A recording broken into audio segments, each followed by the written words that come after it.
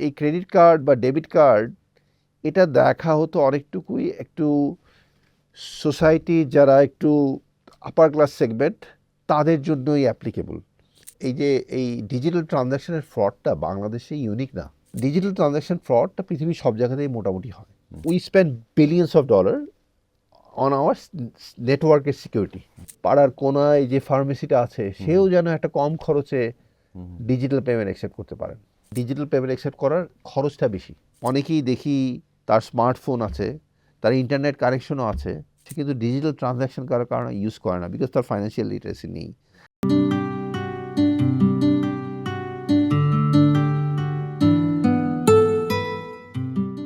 নগদ অর্থ সভ্যতার অন্যতম পুরনো বিনিময় মাধ্যম।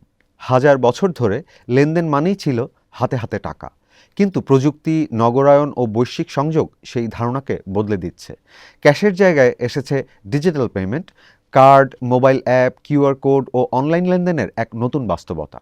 বাংলাদেশও এই পরিবর্তনের বাইরে নয়। সীমিত ব্যাংকিং কাঠামো থেকে আজ মোবাইল ফাইন্যান্সিয়াল সার্ভিস, কার্ডভিত্তিক লেনদেন ও ই কমার্স সব মিলিয়ে এক দ্রুত বদলে যাওয়া অর্থনীতি।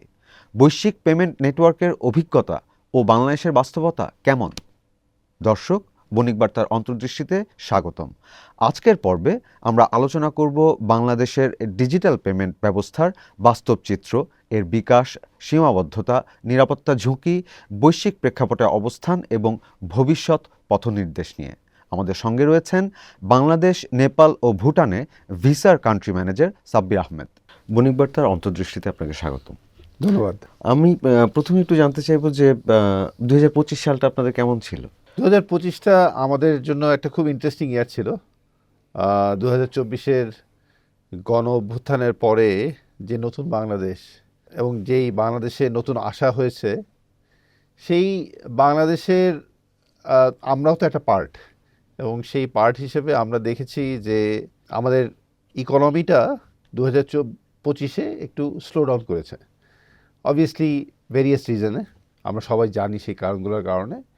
এবং আমরা ভিসা বাংলাদেশের পেমেন্ট সিস্টেমের সাথে আসলে খুব ওতপ্রোতভাবে জড়িয়ে আছি। সো বাংলাদেশের ইকোনমি যেরকম করবে আমাদের কোম্পানিও ঠিক সেরকমই করবে। সো যেহেতু আমাদের ইকোনমি স্লো ডাউন করেছে, আমরা আমাদের বিজনেসেও কিছু ইম্প্যাক্ট দেখেছি, কিন্তু তারপরও আমি বলবো যে যেটুকু হওয়ার কথা ছিল তার চেয়ে আশানুরূপভাবে ভালো হয়েছে আমাদের। এবং এর একটা বড় কারণ হচ্ছে যে দেখেন, বাংলাদেশে আমরা বলি যে আমরা যারা ডিজিটাল পেমেন্ট সিস্টেমে কাজ করি, আমাদের মেইন কম্পিটিশন কিন্তু অন্য ডিজিটাল পেমেন্ট কোম্পানি না। আমাদের মেইন কম্পিটিশন হচ্ছে ক্যাশ। সো আমরা যেটা দেখি যে 2025-এ এবং তার আগের বছরগুলোতেও ক্যাশ থেকে প্রচুর কাস্টমার, প্রচুর সিটিজেন ওনারা ডিজিটাল পেমেন্টসে মুভ করছেন, এবং হুইচ ইজ এনকারেজিং। এবং স্পেশালি আমাদের দেশে আসলে একটা খুব ইয়াং পপুলেশন আছে, যে যারাই আসলে এই জুলাই অভ্যুত্থানের সাথে ছিলেন এবং এই যেটার কারণেই আমাদের দেশটা এগিয়ে যাচ্ছে। সো এই ইয়াং পপুলেশন, যাদের আমাদের অ্যাভারেজ মিডিয়ান এইজ হচ্ছে 27 বছরের মতো, তো ওনারা ডিজিটাল পেমেন্টটাকে খুব তাড়াতাড়ি অ্যাডপ্ট করছেন, এবং অ্যাডপ্ট করার কারণেই আমাদের ইকোনমির যেরকম স্লো ডাউন করেছে, কিন্তু আমরা দেখছি যে আমাদের কোম্পানি এবং ডিজিটাল পেমেন্ট, এই ইয়াং জেনারেশনের adoption of digital payment, cash থেকে ডিজিটাল পেমেন্টে মুভ করার কারণে আমাদের কোম্পানি, আমরা দেখছি যে ডিজিটাল পেমেন্টের গ্রোথ ভালো হয়েছে ইভেন ইন 2025। এই মানে কিছুটা অস্থিরতার মধ্যেও, এই অস্থিরতার মধ্যেও একটা জায়গায় যেখানে আমরা একটু দেখেছি স্লো ডাউন হয়েছে, সেটা হচ্ছে যে ক্রস বর্ডার ট্রাভেলে। আমরা জানি যে জুলাই অভ্যুত্থানের পরে বেশ কিছু দেশের ভিসা বাংলাদেশিদের জন্য পাওয়া ডিফিকাল্ট হয়ে গেছে। ফর ইনস্টেন্স, দুবাই ভিসা দিচ্ছে না। ইন্ডিয়ার ভিসা, ইন্ডিয়া হচ্ছে বাংলাদেশের একটা বড় ট্রাভেল করিডোর ছিল, স্পেশালি ফর মেডিকেল ট্যুরিজমের জন্য। তো সেই ইন্ডিয়ার ভিসার রেস্ট্রিকশনসের কারণে, দুবাইয়ের ভিসার কারণে অনেক ট্রাভেল কিন্তু ইম্প্যাক্টেড হয়েছে। অনেক সিটিজেন ওনারা ইন্ডিয়া থেকে মেডিকেল ট্যুরিজমে যেন থাইল্যান্ডে যাওয়ার জন্য প্ল্যান করছিলেন, কিন্তু থাইল্যান্ডের ভিসার টাইমটাও কিন্তু অনেক লম্বা হয়ে গিয়েছে, যেমন 1 মাস থেকে 40 দিন সময় লাগে। সো এই সব কারণে আমরা দেখেছি যে ক্রস বর্ডার ট্রাভেল ইম্প্যাক্টেড হয়েছে। অবভিয়াসলি ক্রস বর্ডার ট্রাভেলে আমরা একটা বড় পেমেন্ট মাধ্যম। তো সেখানে আমরা কিছু ইম্প্যাক্ট দেখেছি, বাট সেই ইম্প্যাক্টগুলো আবার কিছুটা অফসেট করেছে হচ্ছে আমাদের ডোমেস্টিক পেমেন্টস। আমরা এই ক্রস বর্ডারের আলোচনাটা আবার ফিরবো। আমরা যতদূর জানি যে বাংলাদেশ ব্যাংকের যেসব প্রতিবেদন, সেখানে ক্রেডিট কার্ডের ক্ষেত্রে 72% মার্কেট শেয়ার আপনাদের দেখা যায়। আপনাদের এমনিতে বাংলাদেশে যে টোটাল ডিজিটাল পেমেন্ট ব্যবস্থা, সেখানে আপনাদের আসলে ওভারঅল আমরা যদি বলি যে মার্কেট শেয়ারটা কীরকম, এবং এইটা বলার পাশাপাশি আমি যদি একটু আপনাকে অনুরোধ করবো যে আমাদের এই যে ডিজিটাল পেমেন্ট সিস্টেমের যে শুরুটা বাংলাদেশে, ব্যাপ্তিটা, সেইটা একটু ছোট্ট করে বলে যদি আমি আপনাদের বিষয়টা। আচ্ছা, খুব থ্যাংক ইউ। এটা খুব একটা সুন্দর প্রশ্ন করেছেন। আমি আসলে সেকেন্ড প্রশ্নটা দিয়েই শুরু করি যে ডিজিটাল পেমেন্টের শুরুটা কিভাবে। ডিজিটাল পেমেন্টের শুরুটা আমার যতদূর মনে পড়ে সেটা হচ্ছে যে ব্যাক ইন মিড-90s তখন গ্রিনলেস ব্যাংক ছিল, যেটা এখন আসলে স্ট্যান্ডার্ড চার্টার্ড ব্যাংক, এবং গ্রিনলেসের অ্যাকুইজিশনের পরে এখন স্ট্যান্ডার্ড চার্টার্ড হয়েছে। গ্রিনলেস প্রথম ক্রেডিট কার্ড বাংলাদেশে মার্কেটে আনে, সেটা আমার যতদূর মনে পড়ে 96-97-এ, এবং সেখান থেকে আসলে ডিজিটাল পেমেন্টের যাত্রা শুরু। তখন যেটা ছিল, তখন প্রথম মেইনলি ছিল হচ্ছে যে আজকে ধরেন দেশের বাইরের ফরেনাররা যদি বাংলাদেশে আসতো, তারা তাদের ক্রেডিট কার্ডে পেমেন্ট করতে চেত হোটেলে বা রেস্টুরেন্টে। তো সেই পেমেন্ট অ্যাকসেপ্টেন্সের জন্য একটা পয়েন্ট ক্রিয়েট করা, এবং তারপর আস্তে আস্তে গ্র্যাজুয়ালি ক্রেডিট কার্ড বাংলাদেশের মানুষের কাছে পৌঁছে দেওয়া। তো সেই যাত্রাটা গ্রিনলেস শুরু করে, এবং পরে অন্যান্য ব্যাংকও তারাও এই জার্নিতে যোগ দেয়। সো সেখান থেকেই যাত্রা শুরু। আই উড সে 97 টু ধরেন ইভেন 2012-13 সাল পর্যন্ত এই জিনিসটা কিন্তু খুব স্লো পেসে আগাচ্ছিল, এবং এই স্লো পেসের কারণে, কেননা এই ক্রেডিট কার্ড বা ডেবিট কার্ড এটা দেখা হতো অনেকটুকুই একটু সোসাইটির যারা একটু আপার ক্লাস সেগমেন্ট তাদের জন্যই অ্যাপ্লিকেবল। এটা যে মাস পিপুলের জন্য রেলিভেন্ট, সেইটুকু আসলে অনেকটুকুই আমরা হয়তো বা কাস্টমারদের কাছে পৌঁছে দিতে পারিনি এই সময়টায়। কিন্তু যেটা হয় যে 2012-13 সালের দিকে যখন প্রথম মোবাইল ফাইন্যান্সিয়াল সার্ভিসেস তাদের সার্ভিসগুলো চালু করে, তখন কিন্তু ডিজিটাল ফাইন্যান্সিয়াল সার্ভিসেস একদম মাস পিপুলের কাছে পৌঁছে যায়, এবং মানুষরা তখন যে টাকা আসলে ধরেই পেমেন্ট করতে হবে তা না, টাকা যে মোবাইল ফোনের মাধ্যমে, কার্ডের মাধ্যমে পেমেন্ট করা যেতে পারে, সেইটাতে আস্তে আস্তে অ্যাডপ্ট করা শুরু করে। এবং আমি অবশ্যই আমাদের ব্যাংক, আমাদের সহযোগী যারা ব্যাংক আছেন, ওনাদেরকে ক্রেডিট দিতে চাই যে ওনারা ওনাদের পুরো টিম নিয়ে they have reached out to their clients, যেন ক্লায়েন্টদেরকে ওনারা ডেবিট কার্ড, ক্রেডিট কার্ড বা বিভিন্ন রকম মোবাইল ফাইন্যান্সিয়াল সার্ভিসেস পৌঁছে দিতে পারেন। এবং যেটার মাধ্যমে আমি দেখছি যে গত ধরেন 10 বছরে এটা অনেক বেশি র্যাপিডলি মুভ করেছে। আপনাকে যদি জাস্ট কিছু স্ট্যাটিস্টিক্স দেওয়া যায়, রাইট? ধরেন আমাদের স্বাধীনতার আজকে হয়ে গেছে কত 54-55 বছর। 54-55 বছরে আমাদের ব্যাংক অ্যাকাউন্ট সংখ্যা যদি আপনি দেখেন, ব্যাংক অ্যাকাউন্ট সংখ্যা হচ্ছে 11-12 কোটি। অথচ আপনি মোবাইল ফাইন্যান্সিয়াল সার্ভিসেস শুরু হয়েছে গত 12-13 বছর আগে। এই 12-13 বছরে কিন্তু মোবাইল ফাইন্যান্সিয়াল সার্ভিসের number of account holder way more than bank account holder. তার মানে কি, ওনাদের গ্রাসরুট লেভেলে পৌঁছে কাস্টমারদেরকে এই ডিজিটাল পেমেন্টের আওতায় আনতে পেরেছেন। তো যে কারণে এটা গত 10-12 বছরে খুব র্যাপিডলি মুভ করছে, ব্যাংকরা খুব অ্যাক্টিভ, এবং আমরাও আমাদের নতুন নতুন প্রোডাক্ট এবং সার্ভিসেস নিয়ে আসছি এই কাস্টমারদেরকে দেখার জন্য। সো আমরা দেখছি গত এই 10-12 বছরে প্রত্যেক বছরই প্রায় 20-30% গ্রোথ আমরা দেখছি, যে এই মোবাইল ফাইন্যান্সিয়াল সার্ভিসের মাধ্যমে বা ডিজিটাল পেমেন্টের মাধ্যমে বা ব্যাংক অ্যাকাউন্টের মাধ্যমে বা ক্রেডিট কার্ড, ডেবিট কার্ডের মাধ্যমে প্রায় 30% রেটে ডিজিটাল পেমেন্ট গ্রো করছে। এবং আমরা মনে করি যে এটা গ্রোথের অপরচুনিটি আরও বেশি, কেননা এখন যদি আমি আপনাকে বলি প্রায় 11-12 কোটি ব্যাংক অ্যাকাউন্ট হোল্ডারের মধ্যে অনলি 3.5-4 কোটি ডেবিট কার্ড আছে, তার মানে আরও 7-8 কোটি ডেবিট কার্ড নাই। এটা যদি আমি স্ট্যাটিস্টিক্সটা আমি আপনাকে একটু কম্পেয়ার করি আমাদের রিজিনাল যে কান্ট্রিগুলো আছে, রাইট? সো শ্রীলঙ্কাতে debit card penetration of their overall citizen population is 100%. So প্রত্যেকের ডেবিট কার্ড আছে। এটা যদি ভিয়েতনামে যান আপনি, ভিয়েতনামে এটা 104-105%, তার মানে এক একজনের মাল্টিপল করে ডেবিট কার্ড আছে। আমাদের সেখানে এখনও আমরা লেস দেন 25-30%। সো আমাদের আসলে গ্রোথ অপরচুনিটি অনেক হাই, এবং আমরা যখন এই ইয়াং পপুলেশন তারা যখন মেইনস ওয়ার্ক স্ট্রিমে আসবে, তারা আরও গ্র্যাজুয়েট করবে, আমি আশা করি যে, এবং আসলে আমি ক্রেডিট দিতে চাই আমাদের অনারেবল গভর্নর স্যারকে। উনি প্রত্যেকটা ব্যাংকে এক একটা স্কুল অ্যাডপ্ট করার জন্য নির্দেশনা দিয়েছেন, যে কারণে প্রত্যেকটা ব্যাংকের ব্রাঞ্চ এক একটা তার স্কুলগুলো অ্যাডপ্ট করবে, এবং করে ওই স্কুল থেকেই একজন স্টুডেন্টকে অ্যাকাউন্ট খোলাবে, তার কাছে কার্ড পৌঁছে দেবে। এবং আসলে আমরা সবাই দেখেছি যে আমাদের ছোটোবেলা থেকে যে অভ্যাসটা ক্রিয়েট হয় সেটাই কিন্তু আমরা লাইফ লং ক্যারি করি। সো ওই আর্লি ফরমেটিভ স্টেজে যদি একজনকে অ্যাকাউন্ট খুলে তাকে ডেবিট কার্ড দেওয়া যায় এবং তাকে সেই পেমেন্টে অভ্যস্ত করা যায়, সে কিন্তু আর ক্যাশে কমফোর্টেবল থাকবে না।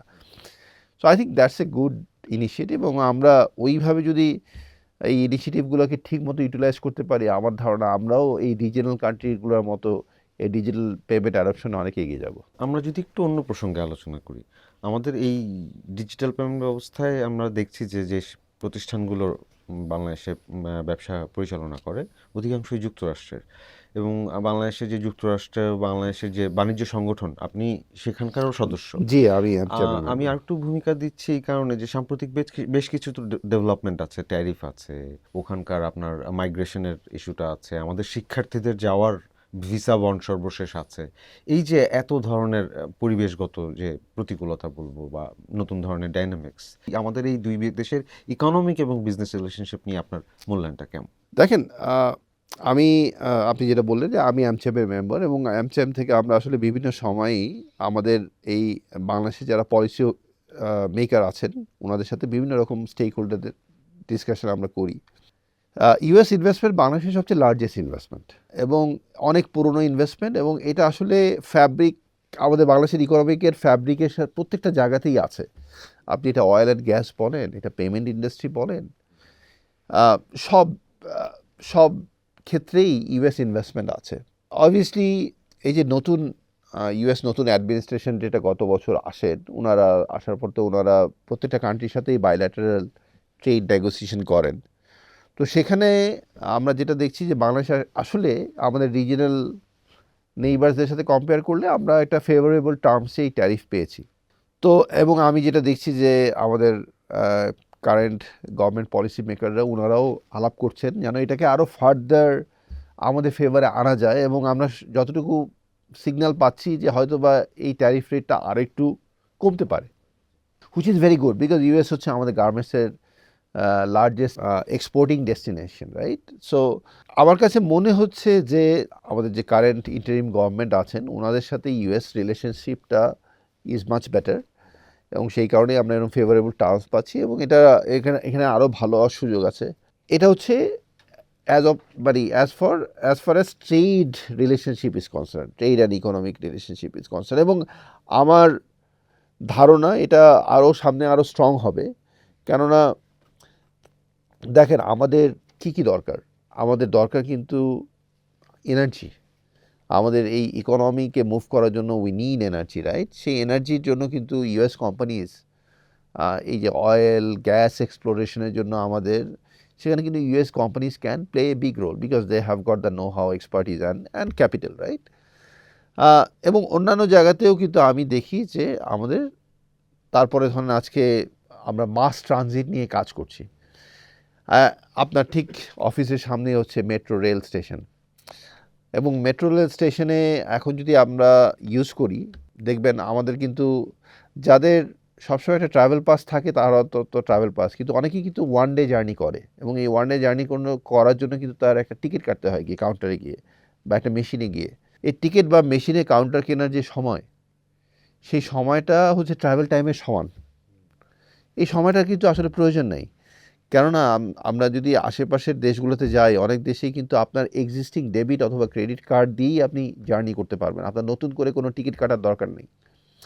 তো আমরা এই মেট্রো অথরিটির কাছে অ্যাপ্রোচ করেছি যেন আমাদের এই টিকিটিং সিস্টেমটাও যেন এরকম ওপেন লুপ করা যায়, যেন নতুন করে কারো কোনো টিকিট কিনতে না হয়, আজকে আপনার পকেটে ডেবিট বা ক্রেডিট কার্ড দিয়ে আপনি করতে পারেন। সো এইভাবে আমরা মেট্রো রেল নিয়েও কাজ করছি, আমাদের অন্যান্য জায়গায় টোল কালেকশনেও কীভাবে গাড়ি থামিয়ে না থামিয়ে আপনাকে টাকা বের করে ক্যাশ না দিয়ে আপনার কীভাবে গাড়ি চলন্ত অবস্থায় টোল কালেক্ট করা যায় সেসব নিয়ে কাজ করছি। সো আমার কাছে মনে হয় এই রিলেশনশিপটা আরও স্ট্রং হবে, কেননা ইউএস কোম্পানিজ আর মোরলেস সবাই technologically they are very very competitive, technologically that is their advantage, এবং আমরা ওই টেকনোলজি ট্রান্সফারের ক্ষেত্রে অবভিয়াসলি বাংলাদেশ বেনিফিটেড হবে সেই ইউএস কোম্পানির সাথে কাজ করলে। সো আমার কাছে মনে হয় এই রিলেশনশিপটা আরও স্ট্রং হওয়ার অনেক সুযোগ আছে। আমরা আবার আমাদের ডিজিটাল পেমেন্ট ব্যবস্থায় ফিরি। ভিসা তো প্রায় 4 দশক ধরে বাংলাদেশে আছে। এই যে এত দীর্ঘ সময়, এবং আপনি বলছিলেন যে আমাদের মার্কেট পেনিট্রেশন এখনও প্রতিবেশী দেশের তুলনায় কম, এটা আসলে কিভাবে ব্যাখ্যা করবেন? এটা কি আমাদের সামাজিক অর্থনৈতিক সীমাবদ্ধতা, নাকি এই যে লেনদেন নেটওয়ার্ক যে কাঠামো সেটার একটা সীমাবদ্ধতা? মানে এটা খুব ভালো প্রশ্ন করেছে। এটা আসলে এটা কোনো একটা কারণ নেই, এটা অনেকগুলো কারণ। আমি যদি বড় মেইন 3-4টা কারণ বলি, একটা হচ্ছে আমাদের আরবানাইজেশন রেট। আমরা এখনও আমাদের আরবানাইজেশন হচ্ছে অ্যাবাউট 30%, 70% আমাদের অফ পপুলেশন এখনও থাকে রুরাল এরিয়াতে। এখন রুরাল এরিয়াতে আমরা যারাই রুরাল এরিয়াতে ছিলাম বা যাই, আমরা জানি যে ওখানে আসলে ডিজিটাল পেমেন্টের খুব একটা সুযোগ বা ইনফ্রাস্ট্রাকচার আমরা করতে পারিনি, কেননা এখনও ওই গ্রামের দোকানটাতে ওনারা বা ওখানে ওনারা ক্যাশেই পেমেন্ট করে এবং ক্যাশে পেমেন্ট নিয়েই তারা অভ্যস্ত। সো সেটা হচ্ছে একটা। এবং আমরা দেখছি যে গত কয়েক বছরে কিন্তু আরবানাইজেশন রেট বাড়ছে। শহরে মানুষ চাকরির সুযোগের কারণে বা ইনকাম অপরচুনিটির কারণে তারা আসছে শহরে, এবং বড় শহরগুলোতে কিন্তু ডিজিটাল পেমেন্ট মোটামুটি মোরলেস প্রেজেন্ট। সো সেখানে আস্তে আস্তে মানুষ এই অভ্যাসটা হচ্ছে। এইটা হচ্ছে এক। সেকেন্ড হচ্ছে আমাদের ফাইন্যান্সিয়াল লিটারেসি। এই ফাইন্যান্সিয়াল লিটারেসিটাও কিন্তু আমাদের এখনও অনেক জায়গায় কাজ করার সুযোগ আছে। মানে আমি ফাইন্যান্সিয়াল লিটারেসির কথা এই কারণে বারবার বলছি যে আমাদের যেই লিটারেসির যে ডেফিনেশন, সেই ডেফিনেশন দিয়ে কিন্তু আসলে ডিজিটাল পেমেন্ট হবে না। আজকে ধরেন অনেকেই দেখি তার স্মার্টফোন আছে, তার ইন্টারনেট কানেকশনও আছে, কিন্তু সেই স্মার্টফোনটা বা ইন্টারনেট কানেকশনটা সে ইউজ করে হচ্ছে ইউটিউবে ভিডিও দেখার জন্য বা ফেসবুকে ভিডিও দেখার জন্য। সে কিন্তু ডিজিটাল ট্রানজ্যাকশন করার কারণে ইউজ করে না, বিকজ তার ফাইন্যান্সিয়াল লিটারেসি নেই।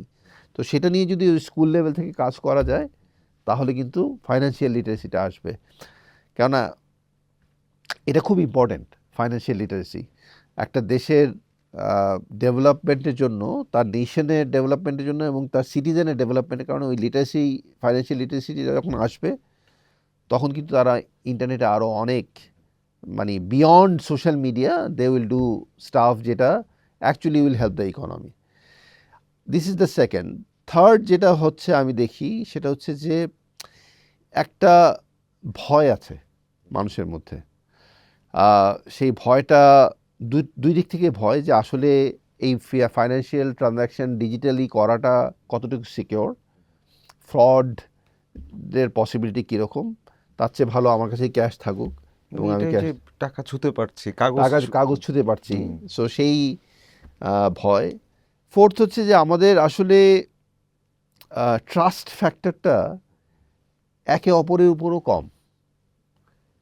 কেন আমি কথা বলছি ট্রাস্ট ফ্যাক্টরটা কম? আজকে ধরেন আপনি যদি দেশের বাইরে কেউ অ্যামাজনে কেনাকাটা করে, সেই অ্যামাজনে কেনাকাটাতে কিন্তু ওখানে ক্যাশে করার কোনো সুযোগ নাই। You have to do it through digital payment, through card. বাংলাদেশে যদি আপনি বড় বড় ই কমার্স সাইটগুলো দেখেন, ইভেন সবচেয়ে বড় হচ্ছে দারাজ, তাদের মেজরিটি অফ কেনাকাটা হয় ক্যাশ অন ডেলিভারি। কেন?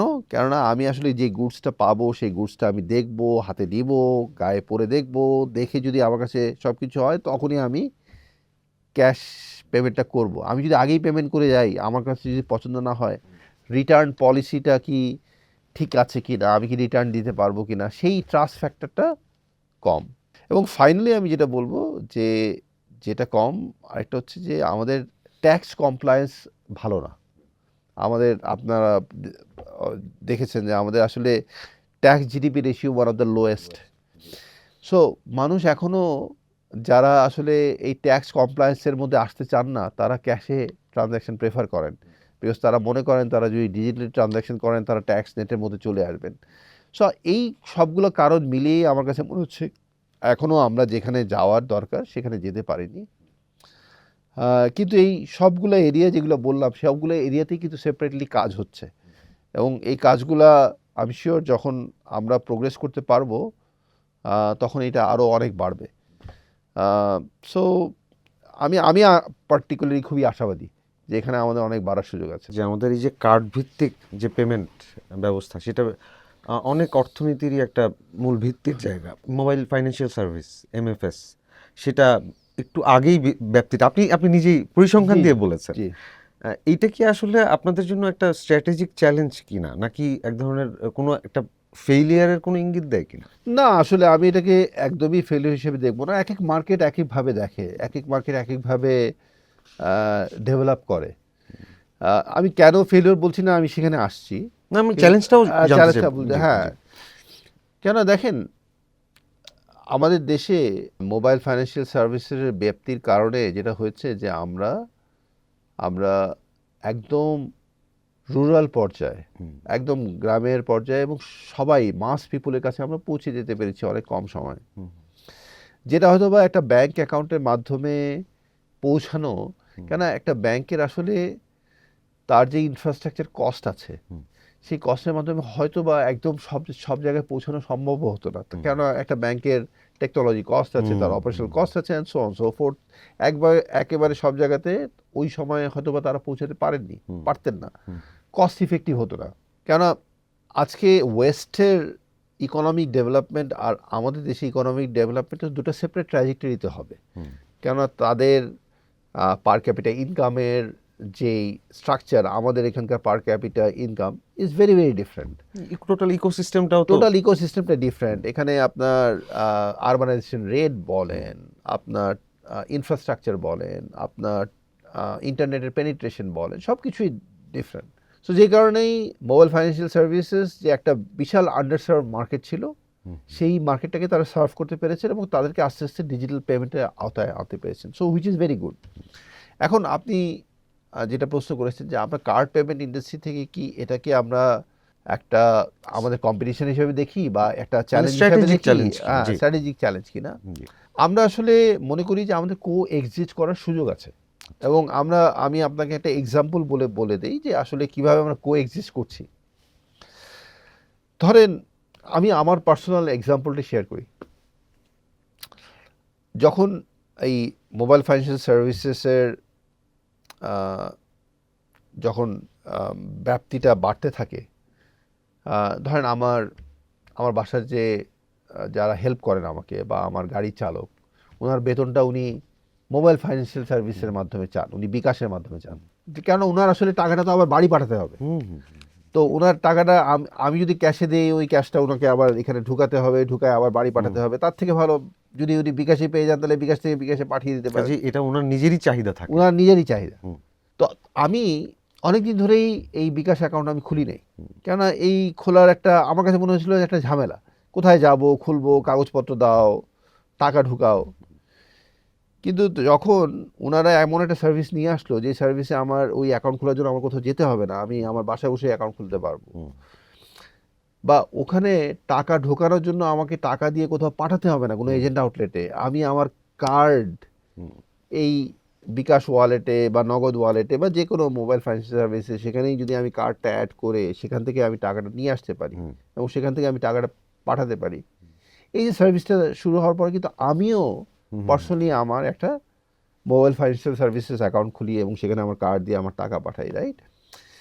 সো দেখেন এইটার মাধ্যমে কিন্তু আমাদের এই মোবাইল ফাইন্যান্সিয়াল সার্ভিসের ব্যাপ্তির কারণে আমাদের কার্ডেরও ইউসেজ বাড়ছে। সো আমরা মনে করি যে আমরা আসলে একটা সম্পূরক শক্তি, আমরা একটা কমপ্লিমেন্টারি সার্ভিস প্রোভাইড করছি এবং এইটার গ্রোথের সাথে সাথে আমাদেরও গ্রোথ অপরচুনিটি আছে। সো আমার কাছে মনে হয় যে আসলে আমি এটাকে স্ট্র্যাটেজিক চ্যালেঞ্জ না দেখে একটা স্ট্র্যাটেজিক পার্টনারশিপ অপরচুনিটি দেখি। এবং আমার কাছে মনে হয় যে এই পার্টনারশিপ যেই রেটে গ্রো করছে সামনে আরও গ্রো করার আরও ভালো সুযোগ আছে। আমরা একটু, যেহেতু ব্যাপ্তিও বাড়ছে, নিরাপত্তা বিষয়ে কথা নিশ্চয়ই। বলি। এই নিরাপত্তা নিয়ে কথা বলতে গেলে ভিসা আপনার সবসময় আপনার টোকেনাইজেশন নিয়ে কথা বলে, তারপরে রিয়েল টাইম ফ্রড মনিটরিং ব্যবস্থার কথা বলে। বাংলাদেশে যে সাধারণ ব্যবহারকারীর অভিজ্ঞতা, সেখানে আসলে জালিয়াতি বা প্রলোভনমূলক যেসব প্রতারণা এবং ওই যে চার্জব্যাক যে একটা ভীতি, আপনি ভীতির বিষয়টা বলছিলেন, এই যে এক ধরনের মনস্তত্ত্ব তৈরি হচ্ছে, সেইটা নিয়ে আপনার মূল্যায়ন কীরকম? এটা একটা again this is one of the real problem that we have to solve for. আপনি যদি দেখেন যে আমাদের ভিসা অ্যাকচুয়ালি আমরা প্রত্যেক বছর এবং আমরা আমাদের অ্যানুয়াল রিপোর্টে পাবলিশ করি, we spend billions of dollar on our নেটওয়ার্কের সিকিউরিটি। কেননা আজকে ধরেন আপনি দেশের বাইরে গেলেন, ধরেন থাইল্যান্ডে গেলেন, থাইল্যান্ডে গিয়ে আপনি সে একটা হাসপাতালে গিয়ে আপনি আপনার কার্ডটা চার্জ করলেন, সেই হাসপাতাল কিভাবে জানবে যে আপনার বাংলাদেশের ব্যাংক অ্যাকাউন্টে সাফিসিয়েন্ট টাকা আছে ওই হাসপাতাল পেমেন্ট করার জন্য? এবং এই পুরো ঘটনাটা হয় কি in matter of seconds. So এই যে ম্যাজিক, এই নেটওয়ার্ক, সেই থাইল্যান্ডের মার্চেন্ট এবং আপনার ব্যাংক অ্যাকাউন্ট সব পুরোটাকে কানেক্ট করার যে নেটওয়ার্ক, এই নেটওয়ার্কের সিকিউরিটির পিছনে আমরা বিলিয়ন্স অফ ডলার প্রত্যেক বছর খরচ করি। শুধু সেটা না, এর পাশাপাশি ব্যাংকগুলোকেও আমরা বিভিন্ন রকম আমাদের সলিউশন আছে, যেই সলিউশনগুলো হচ্ছে ফ্রড মনিটরিং সলিউশন, যেন আমরা ব্যাংকগুলো তার প্রত্যেকটা ট্রানজ্যাকশনসটাকে সে মনিটর করতে পারে যে এটা কি প্রবল ফ্রড ট্রানজ্যাকশন কিনা, সেটা অথরাইজ করবে কি করবে না, এবং সেরকম। শুধু সেখানে না, আসলে কিন্তু একজন অ্যাভারেজ কাস্টমার কিভাবে নিজেকে প্রোটেক্ট করতে পারে। আমাদের দেশে আমরা রিসেন্ট কিছু ফ্রডের ইনসিডেন্টের রিপোর্ট পেয়েছি, যেখানে টিপিক্যালি যেটা করা হয়, একটা কাস্টমার একটা ফ্রডস্টার থেকে ফোন পায় এবং ফ্রডস্টার তাকে বিভিন্ন রকমভাবে প্ররোচনা দেয় বা প্রলোভন করে যে তাকে যেন তার কাছ থেকে ওটিপি নাম্বারটা সে পেতে পারে। ওটিপি আপনি জানেন একটা সেকেন্ড ফ্যাক্টর অথেন্টিকেশনের জন্য একটা স্ট্যান্ডার্ড প্রসেস। সো আমাদের কাস্টমাররাও আসলে খুব তাড়াতাড়ি, এই অনেকেই আনসাসপেক্টিং কাস্টমার, ওনারা এই ফ্রডস্টারদের কাছে ফোন পেয়ে ওনারা মনে করেন যে আসলে এই ফোনগুলো ব্যাংক থেকে এসছে বা অন্য কোনো অথেন্টিক জায়গা থেকে এসছে, ওনারা ওটিপিটা শেয়ার করে, শেয়ার করে ওনাদের ফ্রডের ক্ষতির সম্মুখীন হন ওনারা। আমরা আমাদের ব্যাংকগুলোর পার্টনারশিপদের সাথে কাজ করছি যেন ব্যাংকরা তাদের কাস্টমারদেরকে প্রচুরভাবে ওনারা তাদেরকে এই অ্যাওয়ারনেসটা বিল্ড করতে পারে যেন এই ওটিপিগুলো আসলে কারোর সাথে শেয়ার না করে। এটা একটা, কিন্তু এটা তো হচ্ছে। তো এর পাশাপাশি আমরা একটা নতুন সলিউশনের জন্য আমরা 3টা ব্যাংকের সাথে অলরেডি পাইলট করছি। কি সলিউশন? এই সলিউশনে আসলে আর ওটিপি জেনারেট করে আপনার ট্রানজ্যাকশন অথেন্টিকেট করার প্রয়োজন হবে না। কিভাবে আপনি তাহলে ট্রানজ্যাকশন অথেন্টিকেট করবেন? আমরা প্রত্যেকেই যারা স্মার্টফোন ব্যবহার করি, আমাদের স্মার্টফোন আনলক করার জন্য হয় একটা পিন কোড দেই, অথবা আমরা ফেস আইডি ইউজ করি, অথবা প্যাটার্ন ইউজ করি, বিভিন্নভাবেই আমরা স্মার্টফোনটা আনলক করি। সো যেভাবে আমরা আনলক করব, ঠিক সেই একইভাবে আমরা ওই ট্রানজ্যাকশনটা অথেন্টিকেট করতে পারবো। এক্ষেত্রে যেটা সুবিধা হবে, তাহলে কিন্তু আর ফ্রডস্টাররা আপনার কাছে ফোন করে আপনার ওটিপি জেনে ট্রানজ্যাকশন করতে পারবে না, কারণ আপনার ফেস আইডি তো আপনার ফেস আইডি বা আপনার প্যাটার্ন আপনার কাছেই থাকবে, সেটা কিন্তু রেপ্লিকেট করার সুযোগ নেই। সো এইভাবে আমরা এটাকে আরও সিকিওর করার জন্য আমরা 3টা ব্যাংকের সাথে পাইলট করছি, এবং এটা পাইলট সাকসেসফুল হলে আমরা এটা সব ব্যাংকগুলোতেই রোল আউট করে দেব। এবং আমরা বিশ্বাস করি যে আসলে এই জায়গাটা আমাদেরকে অ্যাড্রেস করতে হবে। আমরা যদি ঠিক মতো কাস্টমারদের মধ্যে সেই সেন্স অফ সিকিউরিটি দিতে পারি যে ওনার ট্রানজ্যাকশনটা সিকিওর, তাহলে মোর অ্যান্ড মোর কাস্টমার এই ডিজিটাল ট্রানজ্যাকশনে অ্যাট্রাক্টেড হবে। এই যে ইকোসিস্টেমটা, এইটা যত বাড়ছে, আপনার এই জালিয়াতির ধরনের বদল হচ্ছে, মানে জটিল হচ্ছে জালিয়াতি। ডিজিটাল লিটারেসিও তো এখানে অনেক গুরুত্বপূর্ণ একটা ব্যাপার। তাই নিশ্চয়ই দেখেন, আসলে এই ডিজিটাল লিটারেসি বলি, ফাইন্যান্সিয়াল লিটারেসি বলি, এটা একটা জার্নি। আমরা আসলে এই জার্নির ডেস্টিনেশনে কখনোই পৌঁছাবো না। কেন পৌঁছাবো না? কেননা আপনি যেটা বললেন যে এই যখন ডিজিটাল টেকনোলজি ডেভেলপমেন্ট হতে থাকবে তখন কিন্তু ফ্রডস্টাররাও তাদের মোডাস অপারেন্ডি চেঞ্জ করতে থাকবে এবং তারাও এগিয়ে আছে। সো তাদের সাথে সাথে তাদের থেকে আমাদের এগিয়ে থাকতে হবে এবং যে কারণে আমি বলছিলাম যে এই ডিজিটাল ট্রানজ্যাকশনের ফ্রডটা বাংলাদেশে ইউনিক না। এটা কিন্তু পাশের দেশ, আজকে যদি ভারতের কথাই বলি, আমাদের কাছে এবং পাবলিশ রিপোর্টও আছে, এই যে ইউপিআই যেই ইনফ্রাস্ট্রাকচারের উপর ভারতে মেইনলি ডিজিটাল ট্রানজ্যাকশন হয়, সেটার মধ্যে কিন্তু প্রচুর ফ্রড হয়। সো কথা হচ্ছে কি, দেখেন, আপনি কিন্তু ফ্রড জিরো করা is not the objective, because fraud zero করতে হলে আপনাকে যে পরিমাণ কন্ট্রোল সেট করতে হবে তখন কিন্তু আর সেই ট্রানজ্যাকশন কনভিনিয়েন্স থাকবে না। সো আপনাকে ফ্রড মিনিমাইজ করাটা ইজ দ্য অবজেক্টিভ। কেননা আমরা আমাদের টার্মসগুলোতে বলি যে একটা জাহাজ সবচেয়ে সেফ কিন্তু ও যখন হারবারে থাকে, কিন্তু জাহাজ is not meant to be at the harbour, is meant to be at the sea. So এই ডিজিটাল ট্রানজ্যাকশনসের ফ্রড কিছু হবে, কিন্তু যেটা দেখা দরকার এটা পার্সেন্টেজ, টোটাল ট্রানজ্যাকশনের পার্সেন্টেজে কতটুকু, এবং এটা আমরা ধরতে পারছি কিনা, এটা মিনিমাইজ করার জন্য আমরা অ্যাকশনস দিচ্ছি কিনা, সেটাই ইম্পর্টেন্ট। ডিজিটাল ট্রানজ্যাকশন ফ্রডটা পৃথিবীর সব জায়গাতেই মোটামুটি হয়, কথা হচ্ছে পার্সেন্টেজে কম বা বেশি। এবং আমরা সবাই মিলে, আমাদের যারা ইকোসিস্টেম প্লেয়ার, আমরা যদি আমাদের যা করণীয় আমরা যদি সেগুলো ঠিকমতো করি এবং আমাদের কাস্টমারদেরকে রেগুলার সেই অ্যাওয়ারনেসটা বিল্ড করতে পারি, we can keep it to a reasonable extent.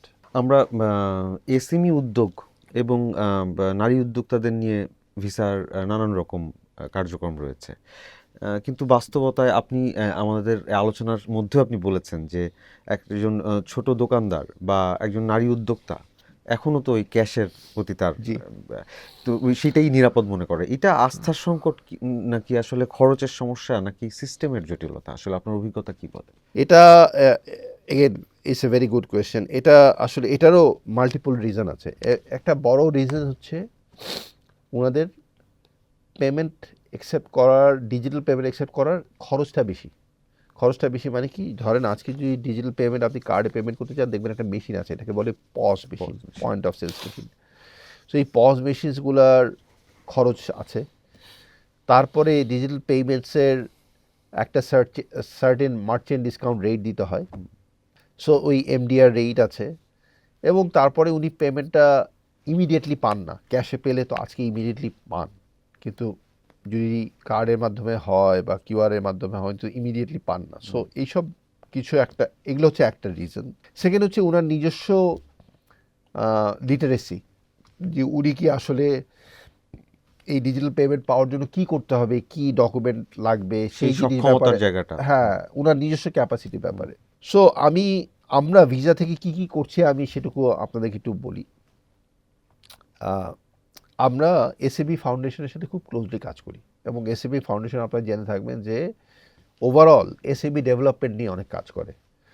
So আমরা যেটা করি এসএবি ফাউন্ডেশনের সাথে, এবং স্পেশালি টার্গেট করি হচ্ছে ওমেন এন্টারপ্রেনারশিপ, বিকজ আমাদের দেশের 50% হচ্ছে ওমেন, এবং ওনারা যদি এন্টারপ্রেনারশিপে এগিয়ে যান, শুধু ওনাদের নিজস্ব আপলিফমেন্ট হচ্ছে না, ওনারা কিন্তু এমপ্লয়মেন্টও ক্রিয়েট করছেন। একজন ওমেন এন্টারপ্রেনার যদি একজন, দুজন, তিনজন করেও এমপ্লয়ি ওনার পেরোলে আনেন, তাহলে কি পরিমাণ এমপ্লয়মেন্ট ক্রিয়েট হচ্ছে। সো আমরা ওনাদেরকে এই শুধুমাত্র ফাইন্যান্সিয়াল লিটারেসি, ডিজিটাল লিটারেসি, তাদের বিজনেস পিচ ওনারা কীভাবে করবেন টু দ্য ইনভেস্টর, সেই সব ব্যাপারে সেপারেট ট্রেনিং প্রোগ্রাম আমরা এসএমই ফাউন্ডেশনের সাথে করি, যেন ওনাদের এই আপলিফমেন্টটা হয়। তার পাশাপাশি আমরা রেকগনাইজ করি যে এই ছোট ছোট যারা বিজনেস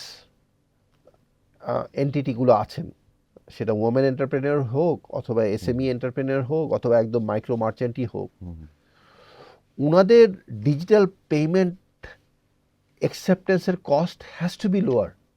ইট ক্যানট বি আজকে একটা বড় হোটেল, 5 তারকা হোটেলের বা একটা 5 তারকা রেস্টুরেন্টের যেই খরচটা ওনারা এফোর্ড করতে পারবেন, ওনারা সেটা পারবেন না।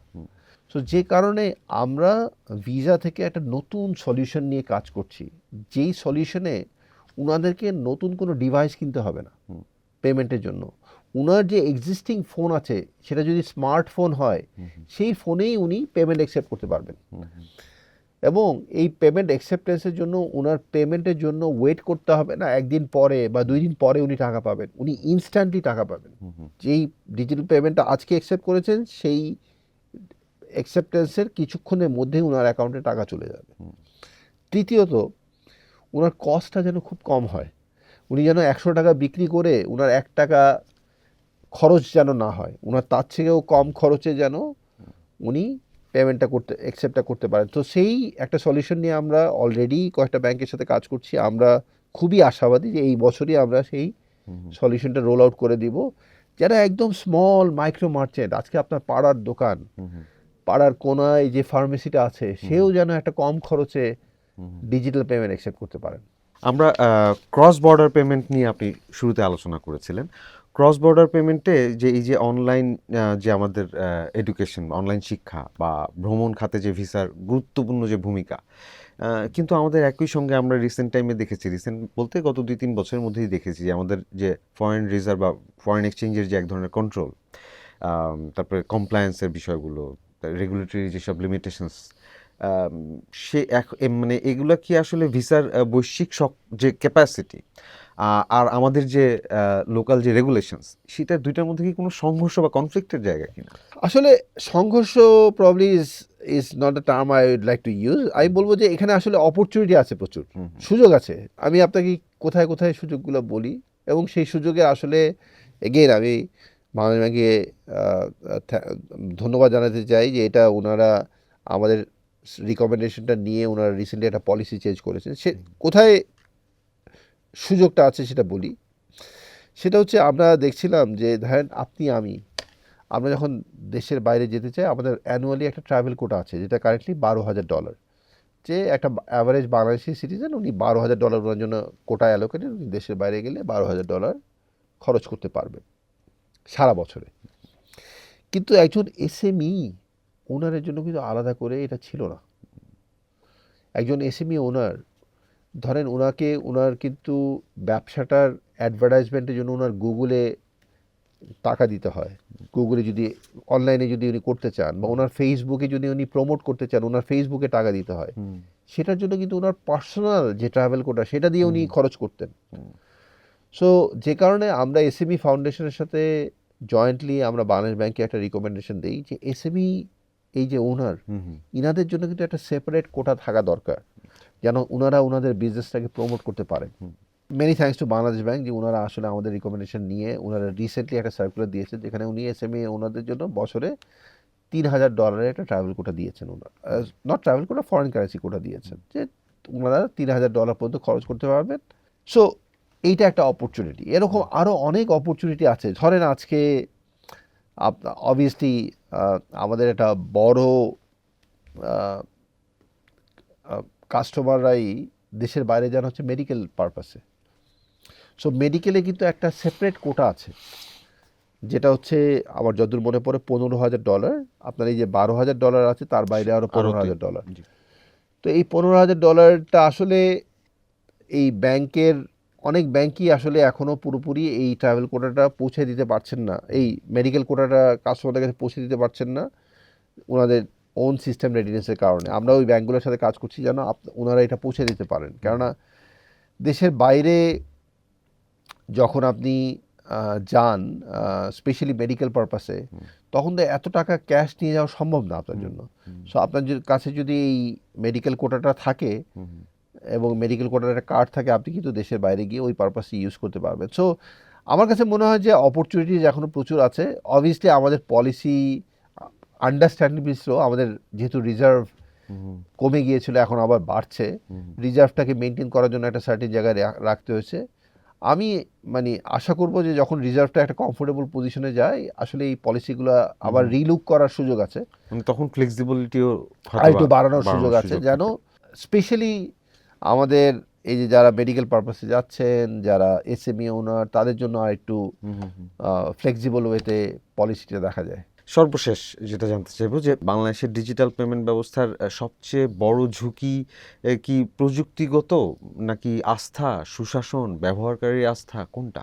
আমার কাছে মনে হয় যে আহ, আমি সবচেয়ে বড় ঝুঁকি না বলে আমি সবচেয়ে বড় অপরচুনিটি যেটা বলবো সেটা হচ্ছে যে আমাদের ফাইন্যান্সিয়াল লিটারেসিটাই হচ্ছে সবচেয়ে বড় অপরচুনিটি।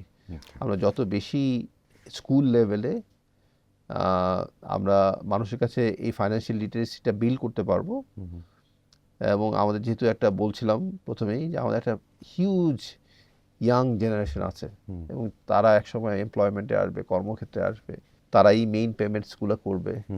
সো তাদেরকে যদি আমরা ঠিকমতো বিল্ড করতে পারি, শুধু ডিজিটাল ফাইন্যান্সিয়াল পেমেন্টের ক্ষেত্রে না বা ডিজিটাল পেমেন্টের ক্ষেত্রে না, আমাদের সমাজের সব ক্ষেত্রেই তারা একটা বিশাল কন্ট্রিবিউশন রাখতে পারবে। সো আমাদের আসলে ওই education, not only financial education, financial literacy, আসল লিটারেসির ওই জায়গাটায় যদি আমরা ঠিকমতো ফোকাস করতে পারি, তাহলে আমার কাছে মনে হয় যে আমাদের সমাজের সব ক্ষেত্রেই আমরা বেনিফিটেড হব। আপনাকে অসংখ্য ধন্যবাদ বণিক বার্তায় আসার জন্য, আমাদের অন্তর্দৃষ্টিতে অংশগ্রহণ করার জন্য। আপনাকে অসংখ্য ধন্যবাদ।